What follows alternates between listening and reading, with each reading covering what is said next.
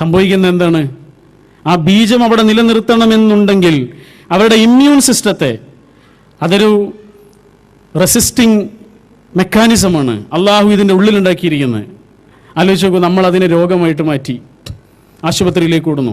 ഏതൊരു മെഡിക്കൽ ഷോപ്പിൽ ചെന്ന് നിങ്ങൾ ചോദിച്ചു നോക്കൂ, ഏറ്റവും അധികം ചിലവാകുന്ന മരുന്ന് ഏതാണ് എന്ന് ചോദിച്ചാൽ, ഗുളികകൾ ഏതാണെന്ന് ചോദിച്ചാൽ, ടാബ്ലറ്റിനെ പറ്റി ചോദിച്ചാൽ അവർ പറയും ആൻറ്റി ഹിസ്റ്റമിൻ, ആൻറ്റി അലർജിക്, ഇങ്ങനെയുള്ള മരുന്നുകളാണ് ഏറ്റവും അധികം വിറ്റഴിക്കപ്പെടുന്നത്. ജലദോഷത്തിന്, പനിക്ക്, കഫക്കെട്ടിന്, ഇതിനൊക്കെയാണ് ആ മരുന്ന്. ആ മരുന്ന് കുടിക്കുന്നതോടുകൂടി രോഗം മാറുകയല്ല, രോഗം മാറുക തന്നെയാണ്, ഇല്ലാതാവുകയല്ല, വേറൊരു രോഗമായി മാറുന്നു. അതാ സംഭവിക്കുന്നത്. ആധുനിക വൈദ്യം ഉണ്ടാക്കിയിരിക്കുന്ന ഏറ്റവും വലിയൊരു അപാകതയാണത്. നമ്മൾ പറയും രോഗം മാറുകയാണ്. രോഗം മാറുക എന്നുള്ളത് പോസിറ്റീവായൊരു സെൻസിലല്ല ഇന്ന് സംഭവിക്കുന്നത്. ഒരു രോഗം മറ്റൊരു രോഗമായിട്ട് മാറുന്നു, ചെറിയൊരു രോഗം ഗുരുതരമായ രോഗമായി മാറുന്നു. രോഗം മാറുന്നു.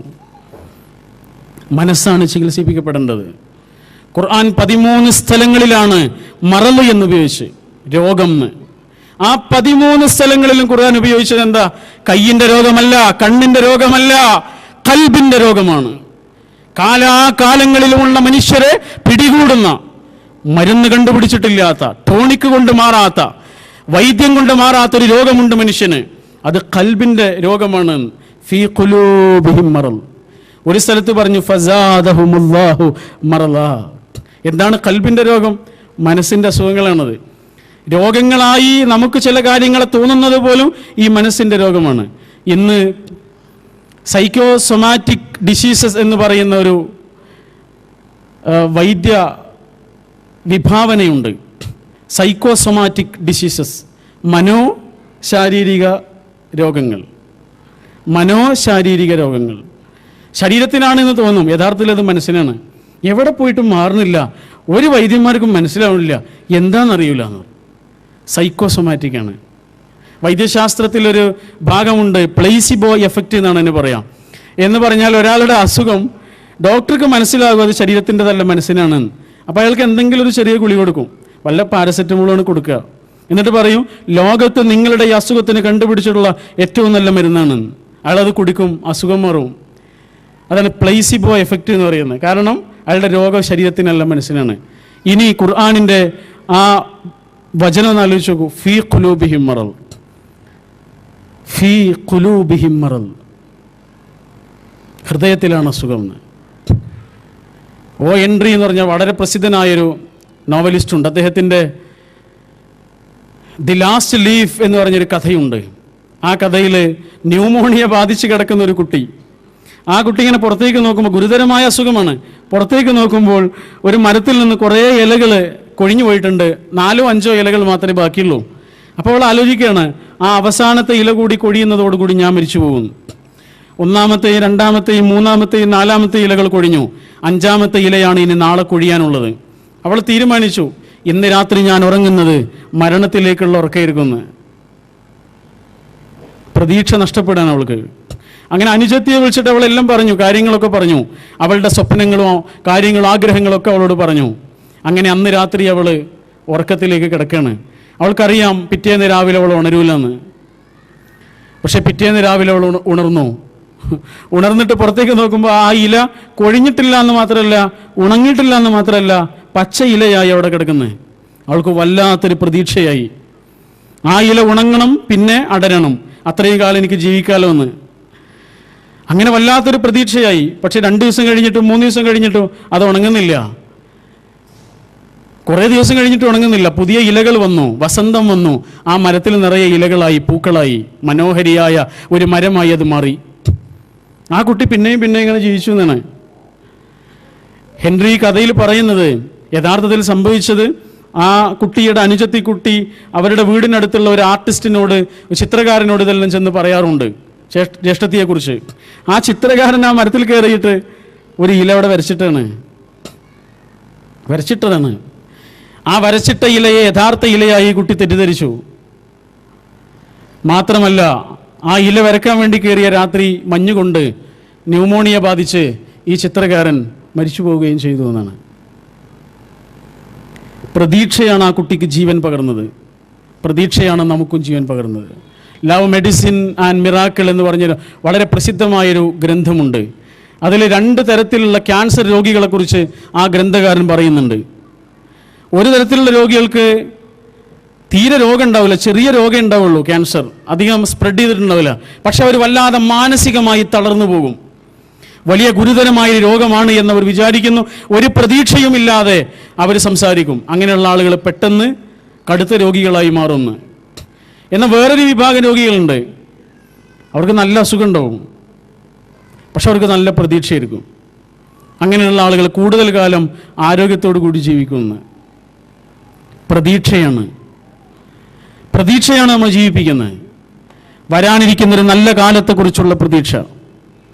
വന്നതെല്ലാം ആ നല്ല കാലത്തിന് വേണ്ടിയുള്ള ഒരുക്കങ്ങളായിരുന്നു എന്ന പ്രതീക്ഷ. ഒന്ന് യാദൃച്ഛികമായി സംഭവിക്കുന്നില്ല എന്നുള്ളൊരു പ്രതീക്ഷ. നന്മ മാത്രമേ എൻ്റെ ജീവിതത്തിൽ അള്ളാഹു കരുതൂ എന്നൊരു പ്രതീക്ഷ.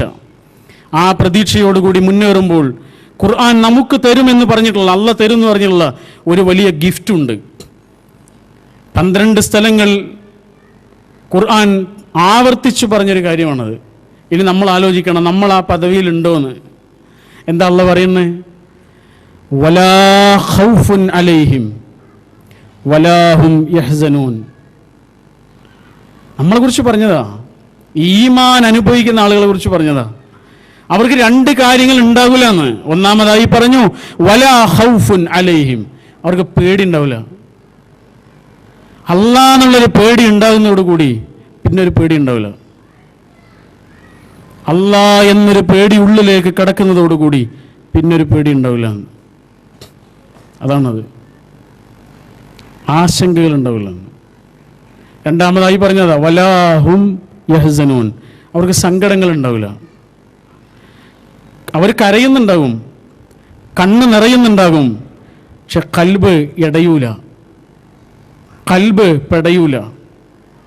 അതാണ് വലാഹും യഹ്സനൂൻ.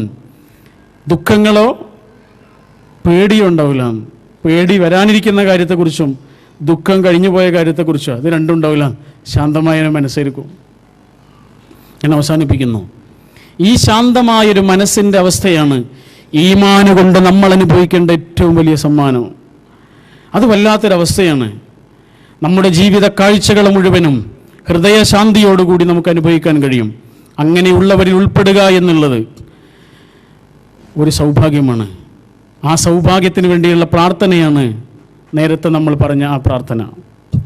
ഇവിടെ നമുക്ക് പലതും നഷ്ടപ്പെടുന്നുണ്ടാവും, പക്ഷേ നഷ്ടപ്പെട്ടതെല്ലാം തിരിച്ചു കിട്ടുകയും തിരിച്ചു കിട്ടിയതൊന്നും പിന്നെ ഒരിക്കലും നഷ്ടപ്പെടാത്തതുമായൊരു ലോകത്തെക്കുറിച്ചുള്ള പ്രതീക്ഷയാണത്.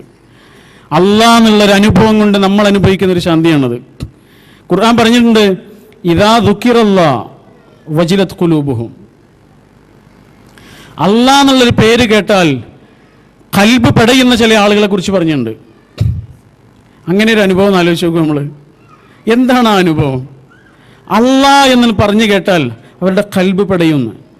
എൻ്റെ ഒരു ജ്യേഷ്ഠൻ 27ാമത്തെ വയസ്സിലാണ് മരിച്ചുപോയത്. ഇതിൽ പല ആളുകളുടെയും സുഹൃത്താണ്. അസ്ലം എന്നായിരുന്നു അവൻ്റെ പേര്. 2006 അവൻ മരിച്ചത്. അവൻ്റെ പേരാണ് എൻ്റെ കുഞ്ഞിനിട്ടിട്ടുള്ളത്, അസ്ലം. പക്ഷെ ആ പേര് ഞങ്ങളുടെ വീട്ടിൽ ആരും അവനെ വിളിക്കാറില്ല. കാരണം ആ പേര് ഉയർന്നു കേട്ടാൽ ഉമ്മ കരയും, ആ പേര് ഉയർന്നു കേട്ടാൽ ഉപ്പൻ്റെ കണ്ണ് നിറയും. അതുകൊണ്ട് ആരും അവനെ വിളിക്കില്ല. ഒരാളുടെ പേര് കേൾക്കുമ്പോഴേക്ക്, വർഷങ്ങളുടെ മുന്നിൽ നമ്മളിൽ നിന്ന് വിട്ടുപോയ ഒരാളുടെ പേര് കേൾക്കുമ്പോഴേക്ക് മനസ്സിലൊരു പെടച്ചിലുണ്ടാകുന്ന അനുഭവം ആലോചിച്ച് നോക്കൂ. നിങ്ങളുടെ ഒക്കെ ജീവിതത്തിലുണ്ടാവും ഇങ്ങനെ. അങ്ങനെയാണെങ്കിൽ ഒരു പേര് കേൾക്കുമ്പോഴേക്ക് നമ്മുടെ കണ്ണ് നിറയുകയും ഹൃദയം വിചാരങ്ങൾ കൊണ്ട് നിറയുകയും ചെയ്യുന്നൊരവസ്ഥ, അത് അല്ലാഹ് എന്നുള്ളൊരു പേര് കേൾക്കുമ്പോഴാണ് എന്ന്. അങ്ങനെ ഒരു അനുഭവം നമുക്കുണ്ടെന്ന് ആലോചിച്ച് നോക്കൂ. വല്ലാത്തൊരു ഭാഗ്യമാണത്. അതുള്ളവർ ഇവിടെ ഉണ്ടാവാം, അവരനുഭവിക്കുന്നൊരു ശാന്തതയുണ്ട്. അവരൊക്കെ ഭാഗ്യവാന്മാരാണ്. കാരണം അത്രയും അല്ലാഹ് ഉള്ളിൽ നിറയുമ്പോഴേ അത് സംഭവിക്കുകയുള്ളൂ. ഒരാൾ നമ്മുടെ മനസ്സിൽ നിറയുമ്പോൾ നമ്മുടെ കണ്ണ് നിറയുന്നില്ലേ? അങ്ങനെയാണെങ്കിൽ അല്ലാഹ് അത്രയും മനസ്സിലാണ് നിറയുമ്പോൾ അള്ളാഹിനെ കുറിച്ച് പറയപ്പെട്ടാൽ കണ്ണണ് നിറയും. കാരണം എന്താ നിറച്ചിലിൻ്റെ കാരണം? അങ്ങനെ നിറയാനുള്ള കാരണം എന്താണ്? ആ അള്ളാഹുവിൽ നിന്ന് ഞാൻ അകന്നു പോയല്ലോ എന്നുള്ള സങ്കടമാണത്. വേറൊന്നുമല്ല. നമ്മളൊരു തെറ്റ് ചെയ്യുമ്പോൾ സംഭവിക്കുന്നത് എന്താണ്? ആ അള്ളാഹുവിൽ നമ്മൾ അകലാണ്. പിന്നെയും ചെയ്യുമ്പോഴോ പിന്നെയും അകലും, പിന്നെയും ചെയ്യുമ്പോഴോ പിന്നെയും അകലും. നമ്മളങ്ങനെ അകലും. അള്ളാഹു അകലുന്നുണ്ടോ? അള്ളാഹ് അകലുന്നില്ല. നമ്മൾ തിരിച്ചു വരുന്നത് കാത്തിരിക്കണം. സ്നേഹസമ്പന്നനായ രക്ഷിതാവ്, കരുണാവാനായ നാഥൻ, ആ ഒരു അനുഭവം ഒന്ന് ആലോചിച്ച് നോക്കൂ. അതാണ് ഈമാൻ. ആ ഈമാനിൻ്റെ ഒരു മാധുര്യത്തിലേക്ക് നമുക്കെത്താൻ കഴിയണം. ഒന്നും ഒരു പ്രശ്നമാവില്ല. മുന്നൊരുക്കങ്ങളോടുകൂടി നമ്മൾ ജീവിക്കും. എല്ലാത്തിനും വേണ്ടി നമ്മൾ ഒരുങ്ങുന്നില്ലേ? അങ്ങനെയാണെങ്കിൽ വരാനിരിക്കുന്ന സന്ദർഭങ്ങളോട് ഏറ്റുമുട്ടാനുള്ള ഒരു പാകപ്പെടൽ നമ്മുടെ മനസ്സിന് കൈവരും. ഇതെല്ലാം ആവശ്യപ്പെടുന്നതാ ഈമാനിൻ്റെ ഒരവസ്ഥ.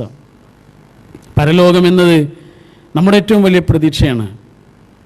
പരലോകം എന്നൊരു സംഗതി നമ്മൾ വിശ്വസിക്കുന്നവരാണെങ്കിൽ അതിനുവേണ്ടി നമ്മൾ ഒരുങ്ങണം. സ്വർഗം എന്നൊരു സംഗതി നമ്മൾ വിശ്വസിക്കുന്നുണ്ടെങ്കിൽ അതിനുവേണ്ടി ഒരുങ്ങണ്ടേ? നരകത്തിൽ ഞാനും നിങ്ങളും വിശ്വസിക്കുന്നുണ്ടെങ്കിൽ അതിൽ നിന്ന് രക്ഷപ്പെടണം. നരകത്തെക്കുറിച്ച് പറയുന്നതിലേറെ ഖുർആൻ സ്വർഗത്തെക്കുറിച്ച് പറയുന്നതിലേറെ നരകത്തെക്കുറിച്ചാണ് പറഞ്ഞുള്ളത്.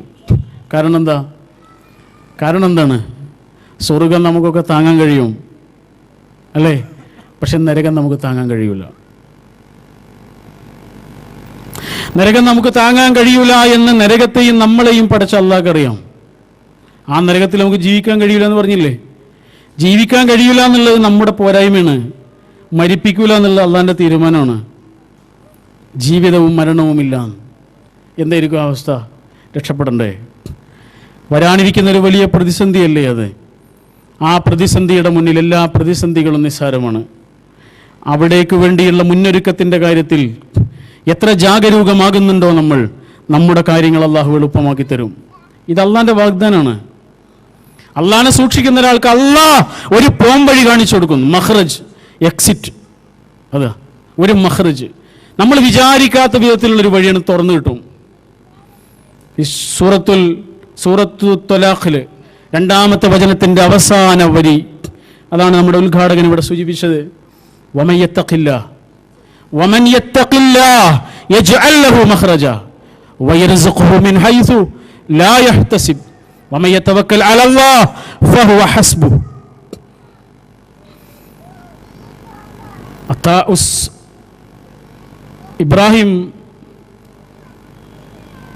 ഇബ്രാഹിം അദ്ദഹബി എന്ന് പറഞ്ഞ വളരെ പ്രസിദ്ധനായൊരു താബഈ പണ്ഡിതനുണ്ടായിരുന്നു. അദ്ദേഹം ഹജ്ജിന് പോകുന്ന സമയത്ത് അദ്ദേഹത്തിൻ്റെ മക്കൾ ചോദിക്കുന്നുണ്ട്, ഉപ്പ നിങ്ങൾ പോയാൽ ഞങ്ങൾ പട്ടിണിയാവൂലേ? അപ്പോൾ ആ കുട്ടികളുടെ കൂട്ടത്തിൽ മൂത്ത ഒരു കുട്ടി പെൺകുട്ടിയാണ്. അവൾ പറഞ്ഞു, എങ്ങനെ പട്ടിണിയാവുക? ഉപ്പാനെയും നമ്മളെയൊക്കെ പോറ്റുന്നത് വേറൊരാളല്ലേ, അവരൊരു വഴി കാണിച്ചു തരും എന്ന് പറഞ്ഞു. ഇദ്ദേഹം ഹജ്ജിന് പോയി, കുട്ടികൾ പട്ടിണിയായി. അപ്പോൾ ഈ പെൺകുട്ടിക്ക് ആകെ ബേജാറായി. പഠിച്ചോനെ ഞാൻ അങ്ങനെ പറയുകയും ചെയ്തു, എൻ്റെ ഈ അനുജത്തികൾ പട്ടിണിയാവുമല്ലോ എന്ന് പേടിച്ചിട്ട് അള്ളാഹിനോട് കരയാണ്, അള്ളാഹു ഒരു വഴി കാണിച്ചു തരണേ. ഉപ്പ പോകുന്ന സമയത്ത് അനുജത്തിമാരെയും അനുജന്മാരെയും ഈ പെൺകുട്ടി ഓർമ്മിപ്പിച്ച വചനമാണ് ആ വചനം. വമൻ യത്തഖില്ലാഹ് യജ്അൽ ലഹു മഖ്റജ. അള്ളാഹു വഴി കാണിച്ചു തരും സൂക്ഷിക്കുന്നവർക്ക്. അള്ളാഹു ഒരു വഴി കാണിച്ചു തരുന്ന മാത്രമല്ല, ജീവിത വിഭവങ്ങൾ എത്തിച്ചേരുന്ന, റിസ്ക് തരുന്ന. അതാണ് വയർസുഖുഹു മിൻ ഹൈസു ലാ യഹ്തസിബ് എന്ന് പറഞ്ഞാൽ. ഈ പെൺകുട്ടി കണ്ണീരണിഞ്ഞുകൊണ്ട് അള്ളാഹിനോട് പ്രാർത്ഥിച്ചു. ആ സമയത്ത് ഒരു യാത്രാസംഘം വന്നു. അവർ ഈ കുട്ടികളോട് വെള്ളം ചോദിച്ചു. ആ കുട്ടികൾ വെള്ളം എടുത്തു കൊടുത്തു, നല്ല രുചികരമായ വെള്ളം. ഈ വെള്ളം കുടിച്ചിട്ട് ആ യാത്രാസംഘം ചോദിച്ചു, ഇതാരുടെ വീടാണ്? ഉപ്പയുടെ പേര് പറഞ്ഞപ്പോൾ അവർക്കറിയാം, വലിയ പണ്ഡിതനാണ്. അദ്ദേഹത്തിൻ്റെ വീടാണോ ഈ ചെറിയ വീട്? എവിടെ പോയി ഉപ്പ ഹജ്ജിന് പോയതാണ്. ഈ കുട്ടികളുടെ എല്ലാം മുഖം വാടി നിൽക്കുന്നു. സങ്കടം മനസ്സിലാക്കിയ ആ യാത്രാ സംഘത്തിലെ ഒരാൾ അയാളുടെ കീശയിൽ നിന്ന് കുറച്ച് പണം എടുത്തിട്ട് ആ മക്കൾക്ക് കൊടുത്തിട്ട് പറഞ്ഞു, എൻ്റെ കൂടെ ഉള്ളവരെല്ലാം ഇങ്ങനെ ചെയ്യും എന്നാണ് ഞാൻ പ്രതീക്ഷിക്കുന്നതെന്ന്. അവിടെയുള്ളവരെല്ലാം അങ്ങനെ ചെയ്തു എന്ന്. ഒരു അസാധാരണത്വമില്ലാത്തൊരു കഥയാണിത്. ഒരസാധാരണത്വമല്ല, സ്വാഭാവികമായൊരു കഥയാണ്. വഴികൾ തുറന്നു തരുമല്ല. ഒന്നല്ലെങ്കിൽ മറ്റൊരു വഴി കാണിച്ചു തരും. ഇതിലേറെ നല്ല വഴികൾ അല്ലാഹു തുറന്നു തരും. ഇതിലേറെ വലിയ തുറസായ വഴികൾ അല്ലാഹു നമ്മുടെ മുന്നിൽ കാണിച്ചു തരും. അപ്പം നമുക്ക് മനസ്സിലാവും അള്ളാഹിൻ്റെ റഹ്മത്ത്. ഈ വചനത്തിൻ്റെ സാരം മനസ്സിലാവും. എന്ത് വേണം? കറക്കളഞ്ഞ ഈമാൻ, സ്വകാര്യവും പരസ്യവുമായ ജീവിത വഴികളെ മുഴുവനും ശുദ്ധീകരിക്കുന്ന ദൃഢമായ അതിശക്തമായ മനസ്സിൻ്റെ ആഴങ്ങളിലേക്ക് ഇറങ്ങിയ ഈമാനിൻ്റെ കരുത്ത്, ദൈവബോധത്തിൻ്റെ ശക്തി, അല്ലാഹ് എന്നൊരു വിചാരം കൊണ്ട് അനുഭവിക്കുന്ന മനഃശാന്തി, അതനുഭവിക്കാൻ നമുക്ക് കഴിയട്ടെ എന്ന് പ്രാർത്ഥിച്ചുകൊണ്ട് ഞാൻ എൻ്റെ വാക്കുകൾ അവസാനിപ്പിക്കുന്നു. ഈ ഒരു സന്ദേശം ഇത്രയധികം ആളുകളിലേക്ക്, ഇതിലേറെ ജനസഹസ്രങ്ങളിലേക്ക് എത്തിക്കുക എന്ന ഉദാത്തമായ ഒരു പ്രവർത്തനമാണ് ഇസ്ലാഹി സെൻറ്റർ നിർവഹിച്ചുകൊണ്ടിരിക്കുന്നത്. ഒരിക്കലും ചെറുതായിട്ട് കാണാൻ പറ്റാത്ത വലിയ പ്രവർത്തനം. ഇസ്ലാഹി സെൻ്ററുകൾ ചെയ്യുന്ന ഓരോ പ്രവർത്തനവും അങ്ങനെയാണ്, ഒന്നും നിസ്സാരമല്ല. എൻ്റെ ഒരു സുഹൃത്തുണ്ട്, യാഥാസ്ഥിതിക കുടുംബത്തിൽ ജനിച്ചു വളർന്ന, ഇവിടെ എത്തിയതിനു ശേഷം പ്രസ്ഥാനത്തെക്കുറിച്ചും ആദർശങ്ങളെക്കുറിച്ചൊക്കെ മനസ്സിലാക്കിയ ഒരാളാണ്. അദ്ദേഹം പറയാം, അദ്ദേഹത്തിൻ്റെ ഭാര്യയും ഇതുപോലെ ഒരു യാഥാസ്ഥിതിക കുടുംബമാണ്. ഭാര്യയെ കൊണ്ടുവന്നു ജുബൈലിലേക്ക്. 2 മാസമാണ് ആ ഭാര്യ ഇവിടെ ജീവിച്ചത്. 4 ക്ലാസ്സുകളിലാണ് അവർ പങ്കെടുത്തത്, 4 ഖുർആൻ ക്ലാസ്സുകളിൽ. അവർക്ക് മഞ്ഞപ്പിത്തം പോലെ അസുഖം വന്ന് നാട്ടിലേക്ക് തിരിച്ചുപോയി. അത് പിന്നെ ക്യാൻസറാണ് എന്ന് തിരിച്ചറിഞ്ഞു, അവർ മരിച്ചുപോവുകയും ചെയ്തു. അള്ളാഹു അവരെ അനുഗ്രഹിക്കുമാറാകട്ടെ. ഇത് പറയുന്നത് എന്തിനാണെന്നറിയാം? അദ്ദേഹം പറയണേ, അസുഖം പിടിച്ച് കിടക്കുന്ന സമയത്ത് അവരുടെ അടുത്തേക്ക് കുറച്ച് കുടുംബത്തിലുള്ള ആളുകൾ വന്നിട്ടൊരു വെള്ളം കൊടുത്തു എന്ന്. തിരുകേശം മുക്കിയ വെള്ളം, ഇത് റസൂലിൻ്റെ മുടി മുക്കിയ വെള്ളമാണ് മോളെ, ഇത് കുടിക്ക്, എൻ്റെ അസുഖം ഭേദപ്പെടുമെന്ന് പറഞ്ഞപ്പോൾ അവൾ പറഞ്ഞത്രേ, ഈ വെള്ളം കുടിച്ചിട്ട് എൻ്റെ അസുഖം മാറണമെന്ന് ഞാൻ ആഗ്രഹിക്കുന്നില്ല. വളരെ യാഥാസ്ഥിതികമായൊരു കുടുംബ പശ്ചാത്തലത്തിൽ നിന്ന് വന്ന് വെറും 4 ക്ലാസുകൾ കൊണ്ട് ആദർശത്തിൻ്റെ ഔന്നത്യം പ്രഖ്യാപിച്ച ഒരു പെൺകുട്ടിയുടെ ചരിത്രമാണിത്. ഒരു പ്രവർത്തനവും നിസ്സാരമല്ല. വെളിച്ചമാണിത്, വെളിച്ചമാണ് സത്യം. ഇരുട്ട് എന്ന് പറഞ്ഞൊരു സാധനമേ ഇല്ല. വെളിച്ചമില്ലാതാകുമ്പോൾ ഇരുട്ട് എന്ന് നമ്മൾ പറയാണ്. ഇരുട്ടില്ല, വെളിച്ചമേ ഉള്ളൂ. വെളിച്ചം വരുന്നതോടുകൂടി ഇരുട്ടില്ലാതാകുന്നു. ഈ വെളിച്ചമാണ് നമ്മൾ പ്രസരിപ്പിക്കുന്നത്. ഈ വചനങ്ങൾ കേൾക്കുന്ന ഓരോ സഹോദരനും സഹോദരിയും അറിയട്ടെ, നമ്മുടെ ഉത്തരവാദിത്തമാണിത്, ചുമലിലുള്ള ഉത്തരവാദിത്തം. അള്ളാഹുവിൻ്റെ ഈ വെളിച്ചം മറ്റുള്ളവർക്ക് കൊടുക്കുക എന്നുള്ളത്, നമ്മുടെ മക്കളെ പോറ്റുക എന്നുള്ളത് നമ്മുടെ ഉത്തരവാദിത്തമല്ലേ? അങ്ങനെയെങ്കിൽ അതുപോലെയുള്ള ഉത്തരവാദിത്തമാണ് അള്ളാഹുവിൻ്റെ മാർഗത്തിലുള്ള ദഅവത്ത്. ഈ ജിദ്ദയിൽ, ദമാമിൽ, ജുബൈലിൽ, റിയാദിൽ കുറച്ചു കാലം നമ്മൾ ജീവിക്കണം എന്നത് നമ്മുടെ തീരുമാനമല്ല, അള്ളാഹിൻ്റെ തീരുമാനമാണ്. എന്താണ് ആ തീരുമാനത്തിൻ്റെ കാരണം? നമ്മുടെ മഈശത്ത് ഉണ്ടാക്കുക എന്നുള്ളത് മാത്രമല്ല, നമ്മുടെ മക്കൾക്ക് ഭക്ഷണം കൊടുക്കുക എന്നുള്ളത് മാത്രമല്ല, അള്ളാഹ്ക്ക് ചില ഉത്തരവാദിത്തങ്ങളുണ്ട്, അള്ളാഹ്ക്ക് ചില മോഹങ്ങളുണ്ട്. നമ്മൾ ഒരു 10 കൊല്ലം 20 കൊല്ലം ഇവിടെ കഴിയണമെന്നുള്ള അള്ളാഹുവിൻ്റെ തീരുമാനത്തിൻ്റെ പിന്നിൽ ചില ഉദ്ദേശങ്ങളുണ്ട്. അത് നമ്മുടെ റിസ്ക് തേടുക എന്നുള്ളത് മാത്രമാകുന്നുണ്ടെങ്കിൽ നമുക്കത് മനസ്സിലായില്ല എന്നാണ്. ഏറ്റവും വലിയ ഉത്തരവാദിത്തങ്ങളിലൊന്നാണ് ദഅവത്ത്. ഇവിടെ കിട്ടുന്നൊരവസരമുണ്ടല്ലോ, നാട്ടിലത് കിട്ടൂല. നമ്മുടെ നാടിനടുത്ത് ഗൾഫിൽ ഒരുപാട് കാലം ജീവിച്ചിട്ട് വലിയ രോഗബാധിതനായിട്ട് വന്ന ഒരാളുണ്ട്. അദ്ദേഹത്തെ കാണാൻ വേണ്ടിയൊക്കെ ചെന്നപ്പോൾ അദ്ദേഹം കൈ ഇങ്ങനെ പിടിച്ചിട്ട് പറഞ്ഞതാ. അദ്ദേഹം പറഞ്ഞു, കുറേ കാലം അവിടെ ജീവിച്ചു, ഇവിടെ ഉള്ളതിനേക്കാൾ അവസരങ്ങളുണ്ടായിരുന്നു അവിടെ. പക്ഷെ ഞാൻ എൻ്റെ കുട്ടികൾ, എൻ്റെ കുടുംബം, എൻ്റെ വാഹനം, എൻ്റെ വീട്, എൻ്റെ മതിൽ, എൻ്റെ ജോലി, ഇതല്ലാതൊരു ചിന്ത എൻ്റെ മനസ്സിലില്ലായിരുന്നു. ഇപ്പം എനിക്ക് മനസ്സിലായി വേറെയും ചില കാര്യങ്ങളൊക്കെ എനിക്ക് ചെയ്യേണ്ടിയിരുന്നു എന്ന്. പക്ഷെ അപ്പോഴേക്ക് എൻ്റെ സമയം കഴിഞ്ഞു പോയി. അള്ളാഹു അങ്ങനെ പറയുന്നവരിൽ ഉൾപ്പെടാത്തവരാക്കി നമുക്ക് ബർക്കത്തുള്ളൊരു ജീവിതവും ഉത്തരവാദിത്തങ്ങൾ മനസ്സിലാക്കുന്ന ഒരു മനസ്സും ബാധ്യതകളുടെ വിസ്തൃതിയെക്കുറിച്ചുള്ള ആലോചനയും കരുത്തുള്ള ഒരു ഹൃദയവും നൽകി അനുഗ്രഹിക്കുമാറാവട്ടെ. ചെയ്തു പോയിട്ടുള്ള പാപങ്ങളിൽ നിന്ന്, പാളിച്ചകളിൽ നിന്ന് ദയാലുവായ രക്ഷിതാവെ ഞങ്ങളെ നീ കരകയറ്റിയിടണമേ. ജീവിതത്തിൽ പെട്ടെന്നുള്ള മരണത്തിൽ നിന്ന്, അപകടങ്ങളിൽ നിന്ന്, മഹാരോഗങ്ങളിൽ നിന്ന്, പ്രതിസന്ധികളിൽ നിന്ന്, കടുത്ത പ്രയാസങ്ങളിൽ നിന്ന്, അഭിമുഖീകരിക്കുന്ന തീക്ഷ്ണമായ വെല്ലുവിളികളിൽ നിന്ന് ഞങ്ങൾക്ക് നീ മോചനം നൽകണമേ നാഥ. അതൊന്നുമില്ലാത്തൊരു ജീവിതം ഞങ്ങൾക്ക് നീ പ്രദാനം ചെയ്യണമേ. അങ്ങനെ വല്ലതും സംഭവിച്ചാൽ പിടിച്ചു നിൽക്കാനുള്ള ഈമാൻ പ്രദാനം ചെയ്യണമേ. റബ്ബന ആതിനാ ഫിദ്ദുനിയ ഹസന വഫിൽ ആഖിറതി ഹസനതൻ വഖിനാ അദാബന്നാർ. അല്ലാഹുമ്മ സ്വല്ലി വസല്ലിം അലാ നബിയിക മുഹമ്മദിൻ വ ആലിഹി വ അസ്ഹാബിഹി വസല്ലം. അസ്സലാമു അലൈക്കും വറഹ്മത്തുള്ളാഹി.